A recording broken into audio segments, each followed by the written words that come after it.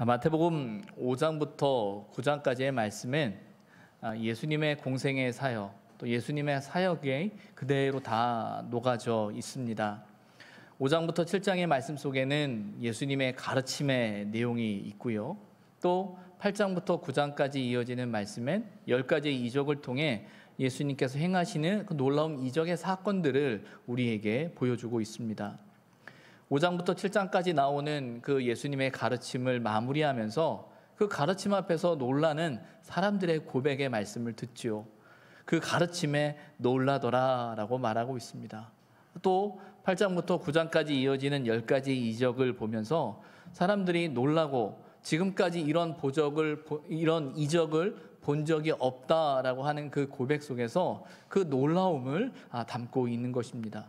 예수님의 가르침, 예수님의 이적은 그 가르침을 듣는 이들에게, 그 이적을 보는 이들에게 놀라운 영적인 사건이었음을 우리는 발견하게 되지요. 이 말씀을 우리가 함께 쭉 읽어 내려가면서 제 스스로에게 질문을 던져봅니다. 나에겐 그런 놀라움이 있는가라는 거예요. 우리가 삶의 자리 속에서 또 이렇게 하나님의 말씀을 대할 때 그 하나님의 말씀 앞에서, 하나님의 일하심 앞에서 놀라움을 경험한다는 건 참 너무나 귀하고 값진 일이죠. 그런데 문제는 우리가 점점 그 놀라움을 잃어가고 있다라는 거예요. 어떤 면에서는 우리가 너무 잘 알고 있기 때문에, 때로는 너무나 익숙해서, 아니면 때로는 너무나 몰라서, 아니면 있으나 없으나 필요하다라는 생각이 들지 않아서 놀라지 않을지도 모른다라는 생각을 해봅니다. 너무나 잘 알고 있는 이야기들이고 늘 익숙한 이야기들이기 때문에 그 이야기 앞에서, 그 사건 앞에서 반응하지 않고 있는 우리 자신을 볼 때 조금은 이러면 안 되는데 라는 생각을 해보게 되죠. 바라기는 저와 여러분의 삶 속에서 정말 하나님의 말씀을 대할 때, 하나님의 역사하심 앞에, 하나님의 가르침 앞에 우리 자신을 돌아보며, 우리의 삶을 돌아보며 그 놀라움의 은혜가 있기를 소망합니다. 그 예수님의 놀라운 사역을 마태복음 9장 35절은 세 단어로 정리하고 있죠.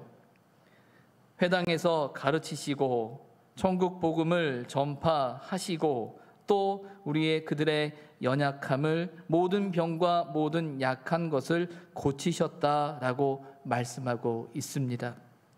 이 말씀은 마태복음 4장 23절과 24절에도 동일하게 설명되어지고 있습니다.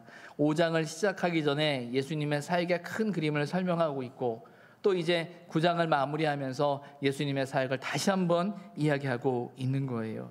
그리고 예수님의 이런 사역엔 늘 언제나 큰 무리가 따랐음을 우리는 성경을 통해서 발견하게 됩니다. 마태복음 4장 25절을 보면 이렇게 이야기합니다. 갈릴리와 데가볼리와 예루살렘과 유대와 요단강 건너편에서 수많은 무리가 따르니라 하고 말하고 있어요. 예수님이 가는 곳마다, 예수님이 행하시는 이적의 자리마다, 예수님의 가르침의 자리마다 무리들이, 사람들이 함께 했었다라는 것이에요. 그 무리의 수가 정확하게 얼마나 되었는지는 알 수 없습니다. 성경에 기록되어 있지 않으니까요. 그나마 조금 유추해 볼 수 있는 것은 마태복음 14장에 이제 우리가 앞으로 읽게 될 터인데, 오병이어의 기적의 사건이 나오죠. 그 오병이어의 기적에 있어서 그 남자만 5,000명이나 되는 사람들이 그 오병이어의 기적의 자리에 있었음을 성경은 설명하고 있는 겁니다. 정말 많은 사람들이 예수님을 따랐다라는 것을 말씀을 통해서 발견하게 돼요. 물론 예수님이 행하시는 그 모든 사역의 자리마다 5,000명이 넘는 그런 많은 사람들이 따랐을 것이다까지는 생각할 수가 없어요. 왜? 수용할 수 있는, 함께 할 수 있는 공간에 한계가 있을 테니까요. 그러나 분명한 건 많은 사람들이 예수님의 사역의 자리에 함께 하고 있었음을 우리는 말씀 속에서 발견하게 됩니다. 그리고 예수님은 그 무리들을 바라보셨죠.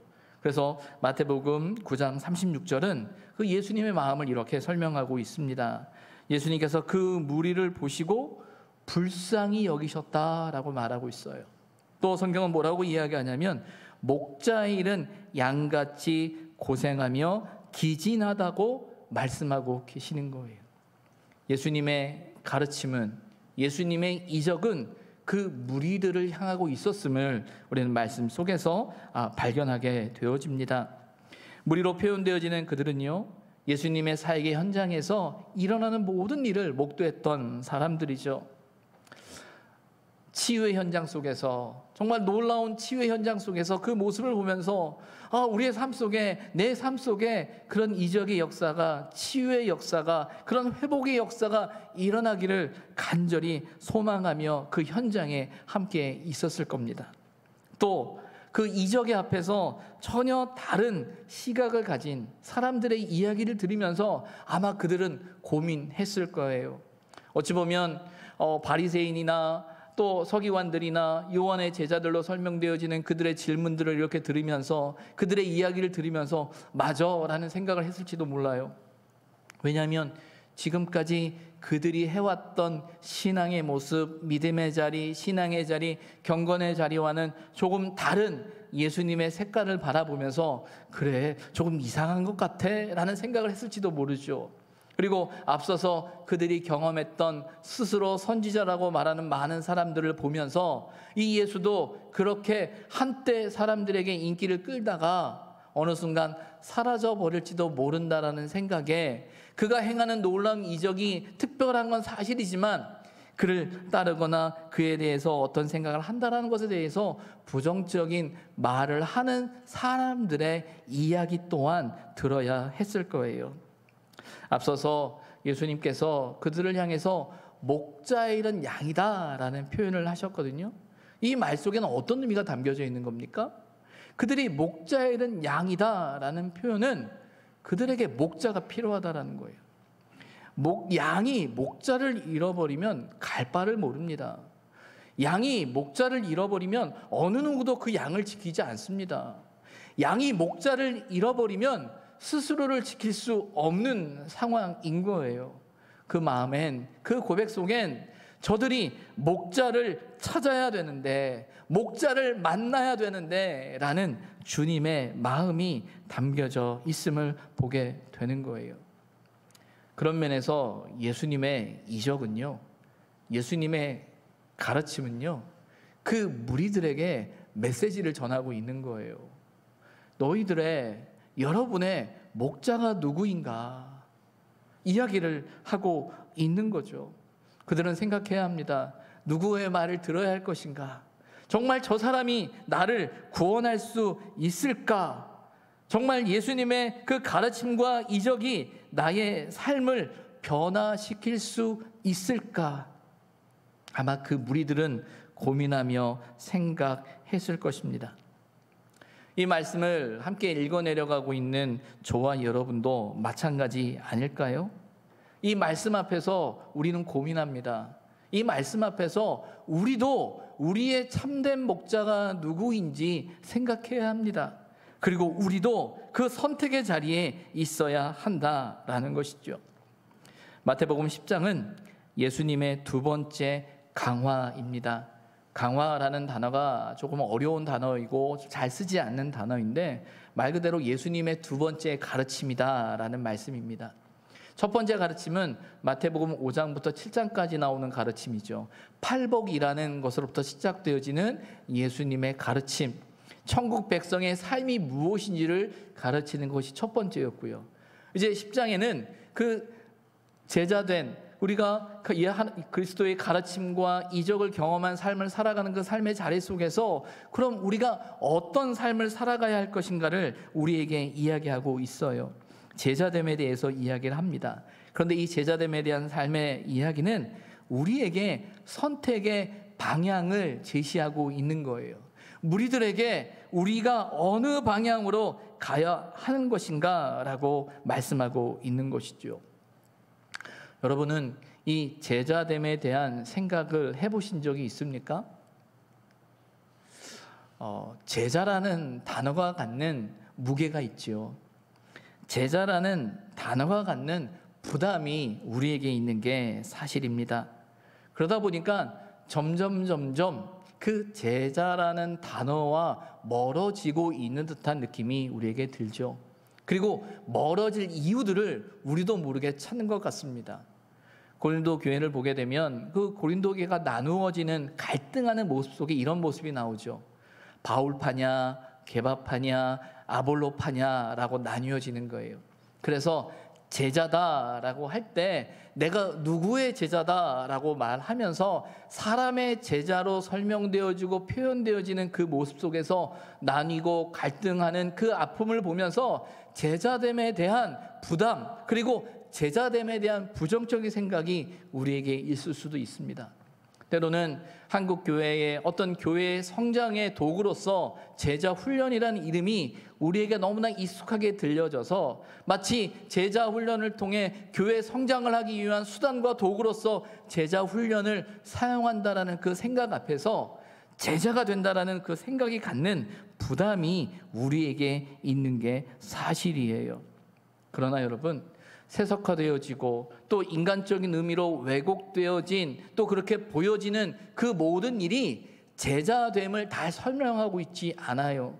이 제자됨이라는 것은 그 제자됨이 갖는 너무나 중요하고 가치 있는 의미가 거기에 있다라는 거예요. 제자로 살아간다라는 것, 우리가 어떤 삶을 살아갈 것이냐, 예수님을 믿는 것, 믿음으로 살아가는 그 삶의 자리와 방향이 무엇인지를 설명하고 있는 것이 제자라는 단어의 의미가 되는 것이죠. 오늘 본문에선 예수님의 그 가르침과 이적을 통해 우리로 제자의 삶으로 우리를 인도하고 있다라는 겁니다. 그럼 여러분, 제자가 무엇입니까? 오늘 본문 1절에 보게 되면 그의 12제자라는 표현을 갖고 있습니다. 이 제자는요, 마데테스라는 헬라어 단어예요. 이 단어의 뜻은 어떤 의미를 갖고 있냐면 배우는 사람이다라는 거예요. 예수님의 제자다라고 말할 땐 예수님의 가르침을 배우는 사람이죠. 배움은요, 모방하는 일이에요. 배움은요, 따르는 일입니다. 그런데 그 모방과 배움, 그 따름을 가장 잘할 수 있는 방법 중에 하나는 그를 믿는 겁니다. 그에게 속하는 거죠. 단지 지식이나 어떤 내용을 전달하는 것으로 끝나는 것이 아니라 그 배움을 통해 삶의 의미와 가치를 발견하고 그 가치를 쫓아서 살아가는 것, 그것이 제자라는 거예요. 그런데 그 제자를 설명함에 있어서 성경은 그의 제자라고 말하고 있어요. 예수님의 제자다라는 거예요. 여러분, 저와 여러분이 가지고 있는 이 신앙의 방향, 신앙의 자리, 신앙의 의미, 어디를 향해야 합니까? 누구를 따라야 합니까? 어떤 것이 진정한 가치가 있는 것이고 어떤 것이 의미가 있는 것이고 우리가 말하고 있는 그 가치와 의미의 기준이 무엇입니까? 예수님이죠. 그의 제자, 제자는 누구냐? 그의 제자라는 거예요. 사람의 제자가 아닙니다. 누구의 생각이나 사상이나 철학이나 그의 생각이 뛰어나고 그의 생각이 좋기 때문에 따르는 것이 아니라 우리를 위해서 그 생명을 바치신 그 예수님의 제자가 참된 제자의 삶이다라고 오늘 성경은 우리에게 말하고 있는 거죠. 제자는요, 예수님께 속한 사람입니다. 제자는요, 그를 따르는 사람입니다. 제자는요, 그를 믿는 사람이라는 거예요. 그리고 오늘 본문엔 그 제자를 대해서 그의 12제자를 부르셨다, 부르사라고 말하고 있어요. 제자는 부름받은 사람들이다라는 것이죠. 예수님께서 12명의 제자를 부르셨습니다. 그 제자를 부르심에 대해서 마가복음 3장 13절은 이렇게 말하고 있어요. 또 산에 오르사 자기가 원하는 자들을 부르시니 나아온지라. 예수님께서 제자들을 불렀는데 어떤 사람들을 불렀죠? 자기가 원하는 자들을 부르셨다라고 말하는 거예요. 아마 이 말씀을 들으면서 여러분 마음속에 그렇지, 맞아, 제자는 예수님이 원하는 사람들이 돼야 되는 거야, 예수님이 선택하셔야 되는 거야 라고 이야기하면서 우리 마음속에 한편으로 안심할지 모르겠어요.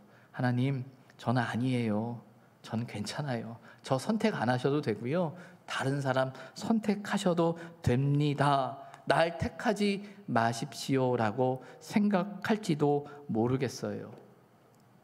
제가 고등학교 다닐 때 친구들과 함께 이제 기도원에 간 적이 있었습니다. 이제 기도원에 가서 기도하고 또 집회를 하던 중에 목사님께서 그 집회에 참석했던 이 학생들을 이렇게 앞으로 다 불러 모으셨어요. 불러 모으셔서 이제 우리 학생들을 위해서 축복 기도를 이렇게 쭉 해주면서 그 축복 기도 중에 몇몇 학생들을 향해서 이 친구는 이제 주의 종이 될 사람입니다라고 하면서 이렇게 안수를 하셨단 말이에요. 저도 이제 안수를 받으려고 기다리고 서 있으면서 그런 이야기를 하는 그 목사님의 말씀을 들으면서 제 마음에 저도 저에게 뭐라고 이야기할까라는 기대가 있었습니다. 저에게 뭐라고 얘기했을까요? 네? 뭐라고 얘기하셨을 것 같아요? 그냥 지나가시더라고요. 제 내심 이 친구는 하나님 주의 동이 될 사람이다라고 말하면서, 왜냐하면 제 마음속에 제가 가지고 있는 또 집안의 상황이나 또 분위기 속에선 그래야 되는 거 아닌가라는 어떤 생각들이 계속 있었기 때문에 특별히 뭐 저희 할머니가 늘 기도했던 것 중에 하나가 우리 손자가 5대양 6대주를 다니며 하는 예전에 할머니들이 많이 했던 기도의 제목들이 있어요. 그 손자들을 향해서 늘 그런 기도를 하셨기 때문에 우리 할머니의 기도가 아마 응답이 되고 그게 하나님이 좀 통하는 게 있으면 아마 그 목사님도 그렇게 말하지 않을까라는 생각을 했는데 그 목사님은 전혀 그렇게 말씀하지 않으셨어요. 그래서 나는 아닌가 보다라는 생각을 했던 기억이 있습니다. 그러다가 이제 제 나름대로 하나님의 이제 부름을 받았다라는 생각을 한 적이 있었는데, 그때가 언제냐면 신대원 입학할 때였어요. 신대원 입학 시험 준비를 하면서 시험을 치르고 나서 합격이 발표되던 날, 그 발표되던 그때 제가 그 합격자 명단에 제 이름이 올라와 있다라는 걸 제가 아는 전우사님 통해 가서 전화로 이야기를 들었거든요.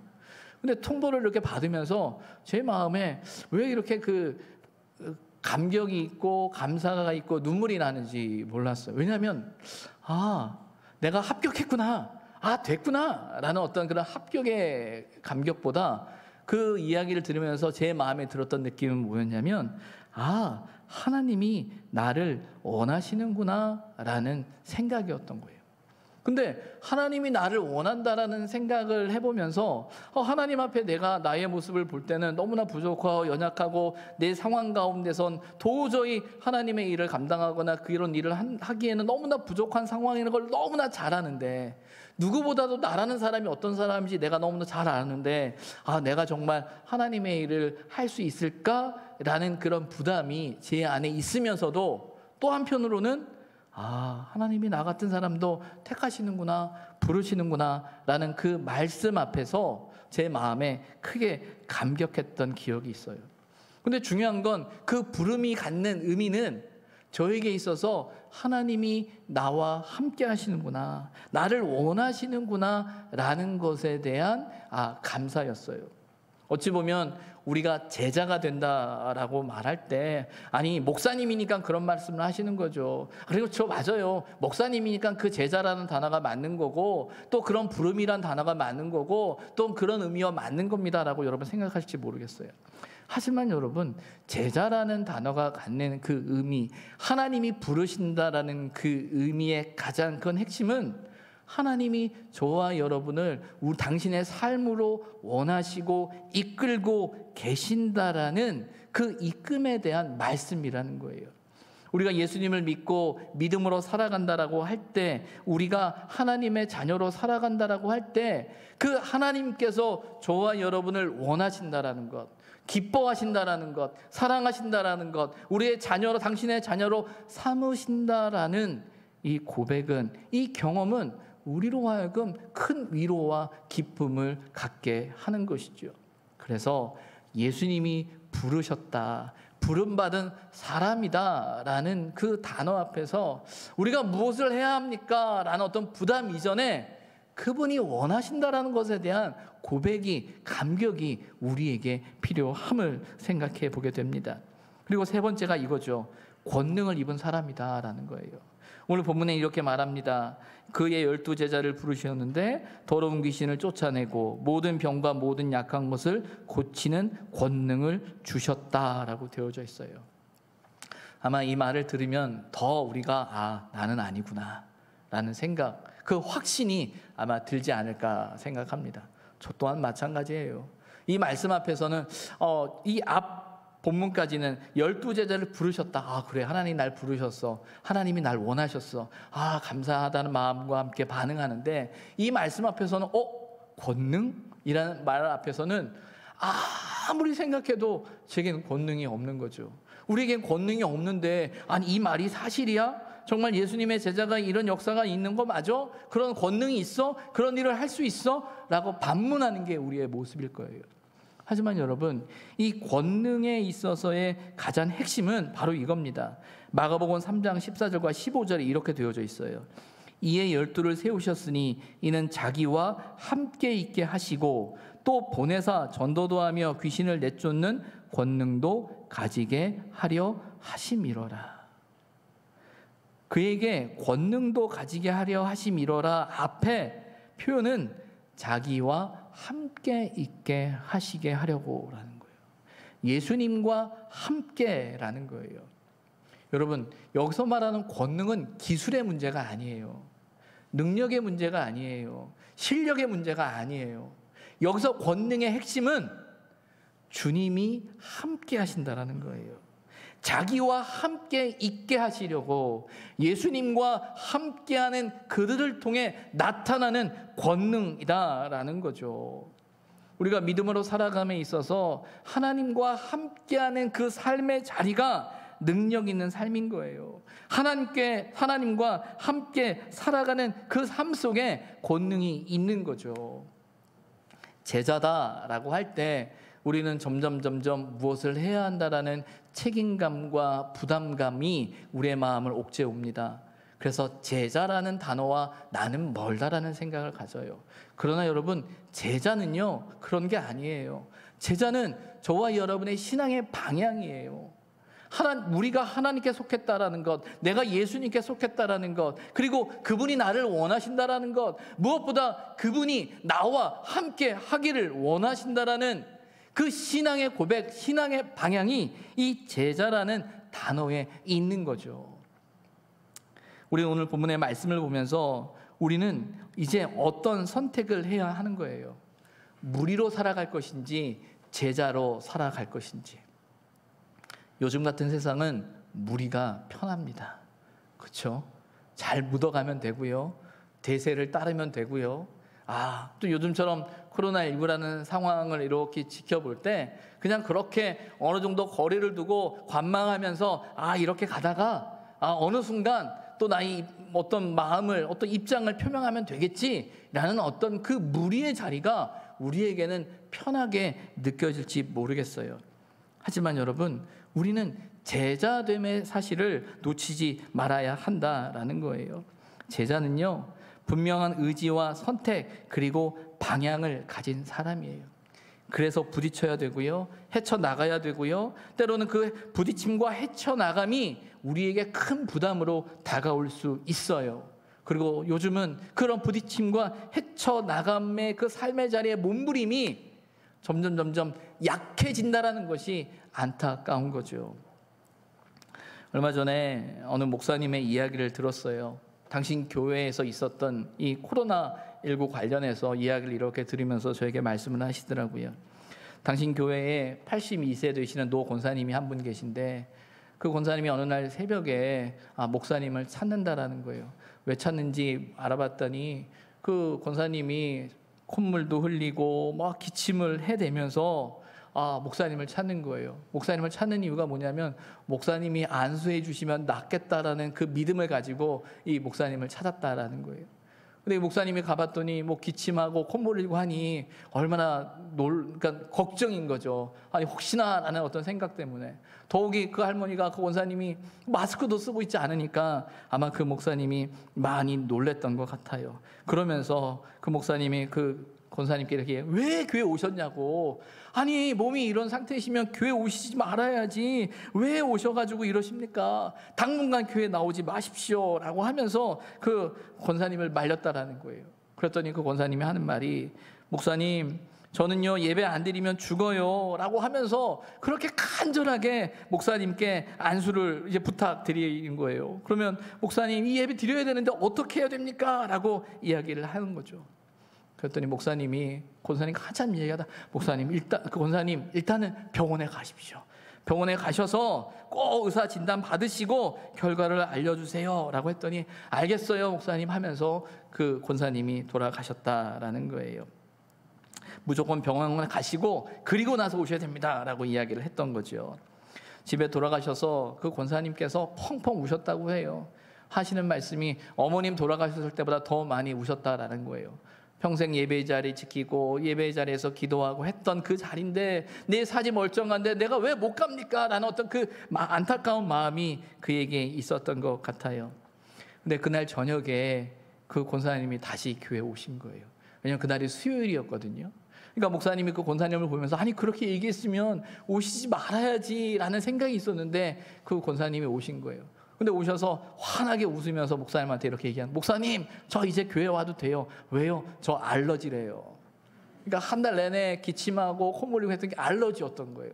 그래서 의사 선생님이 알러지약 줬으니까 저 이제 교회 와도 되지요 라고 하면서 밝게 웃으시는 그 할머니의 그 권사님에 대한 이야기를 하면서 그 목사님이 제게 하시는 말씀이, 내가 그 권사님을 향해서 교회 오지 말라고 그랬어 라고 하면서 참 이게 뭐지? 라는 그런 이야기를 하셨던 기억이 있어요.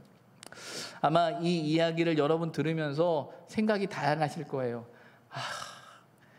뭐 그런 건 왜 그렇게까지 해야 돼? 라는 생각도 있을 수 있을 것 같고요. 근데 분명한 건, 안타까운 건 뭐냐면요, 아마 코로나19 시대를 지나고 난 우리에게 이런 이야기가, 이런 모습이 그것이 믿음이고 그게 미덕이고 그게 신앙적인 거라는 생각들이 생각보다 점점 줄어들 거라는 겁니다. 어찌 보면 우리는 당연하게 그런 신앙의 자리, 믿음의 자리를 지키면서 살아가야 한다라고 배웠고 그것에 가치와 의미를 두고 살았어요. 그런데 문제는 코로나19의 시대를 우리가 살아가면서 이런 가치와 이런 의미들이 점점 이뤄져 가고 있는 우리의 모습을 우리는 발견하게 되는 거지요. 지난주에 교육자들과 이제 교육자 회의를 했습니다. 이슈는 그겁니다. 이 코로나19 상황 안에서 우리 교회 사역을 어떻게 해야 될 것인가. 저나 우리 교육자에게 있어서 갖는 어떤 영적인 책임이라는 게 있습니다. 교회에 대한, 또 여러분들에 대한, 우리 교인들에 대한 어떤 영적인 책임을 갖고 있기 때문에 이 시대 속에서 어떻게 섬기는 것이, 어떻게 해야 하는 것이 마땅한 신앙의 모습일까라는 생각을 고민하며 함께 의논을 했어요. 그 이야기를 나누면서 목사님들 여러 이야기들 중에서 한 목사님의 이야기가, 또 어떤 책을 인용하면서 하는 말씀이, 우리가 종교의 기능이 의미가 약화됐다라는 거예요. 종교라는 것, 또 우리가 막 믿고 있는 이 신앙이라는 건 우리의 두려움의 문제, 우리의 삶의 고통과 아픔과 우리의 연약함의 문제가 이 신앙으로서 극복해 되어지고 이겨나가야 되는, 또 그런 위로와 격려와 힘을 줘야 되는 게 우리의 신앙의 자리인데, 코로나19의 문제는 그 신앙의 문제를 약화시켰다라는 거예요. 모이는 것, 함께하는 것, 우리가 함께 예배드리는 것, 어찌 보면 함께 예배드리지 못함이라는 것이 때로는 흩어져서 예배드릴 수도 있겠죠. 함께 모이지 못할 수도 있겠죠. 그런데 할 수 없어서 못하는 그 일이 우리도 모르는 사이에 하지 않아도 되는 일처럼 되어져 가고 있는 이 신앙의 자리에 그것이 갖는 우리의 신앙적인 영적인 문제가 있다라는 거예요.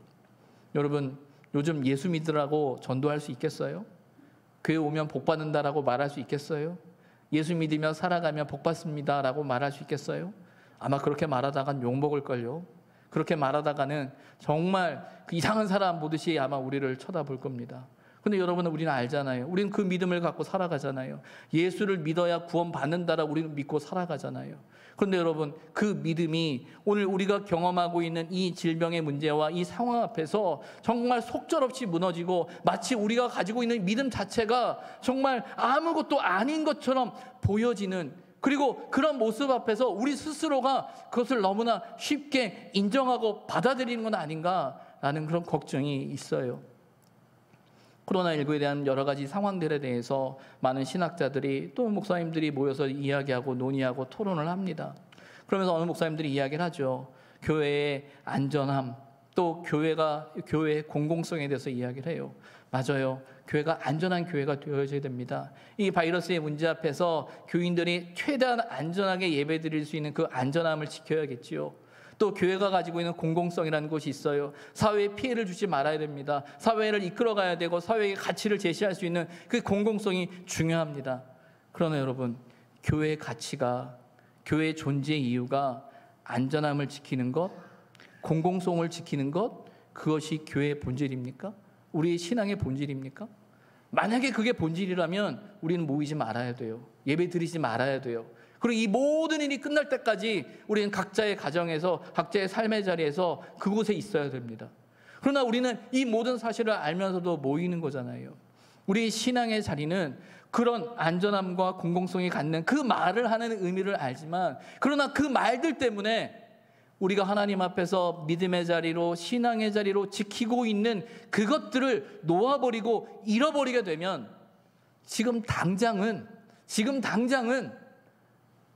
피할 수 있고 모면할 수 있고 해결책이 있는 것처럼 이야기하지만, 나중에 가서는 다시금 신앙의 자리, 우리 신앙의 가치를 붙들게 되면 그때 너무나 힘들어지는 거예요. 보통 교회에 새로운 가족들이, 새 가족들이 등록하는 과정이 있어요. 그 과정 중에 하나가 뭐냐면 아이들을 먼저 보내는 겁니다.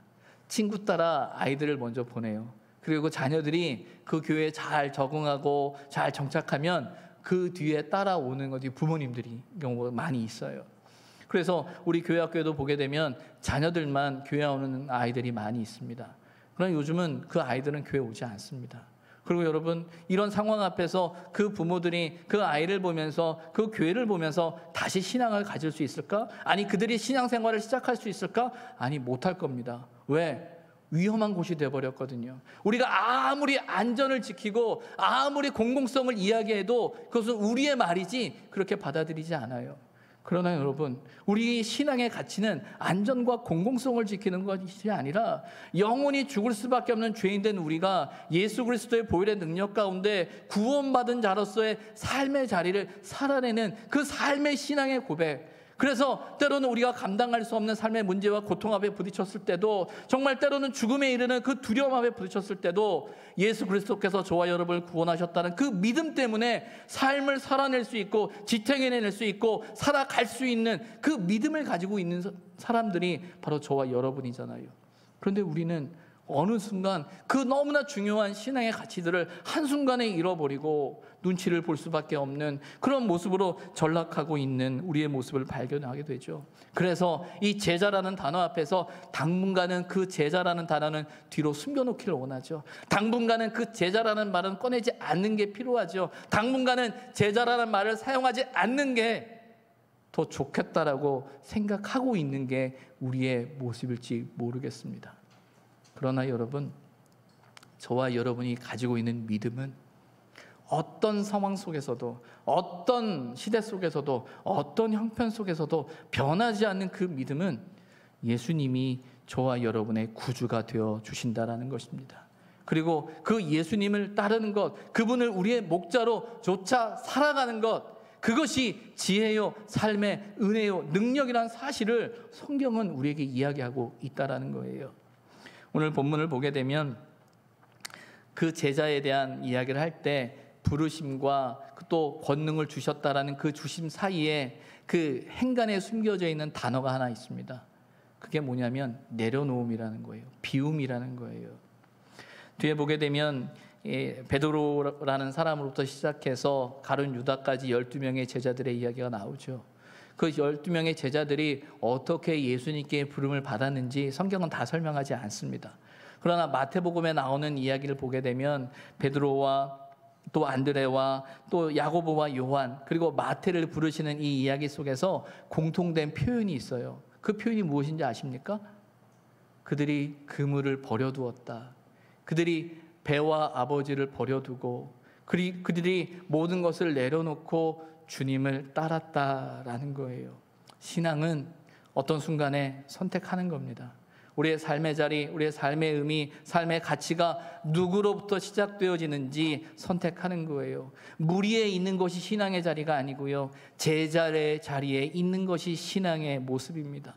때로는 이것 때문에 내려놓아야 하고요. 때로는 이것 때문에 포기해야 하고요. 때로는 이것 때문에 고난을 받아야 될지도 모르겠어요. 하지만 그것 때문에 받는 고난이고 내려놓음이고 버림이라면, 그것이 마땅한 신앙의 길이라면 그 길을 가는 것이 저와 여러분의 삶인 줄 우리는 알아야 한다는 겁니다.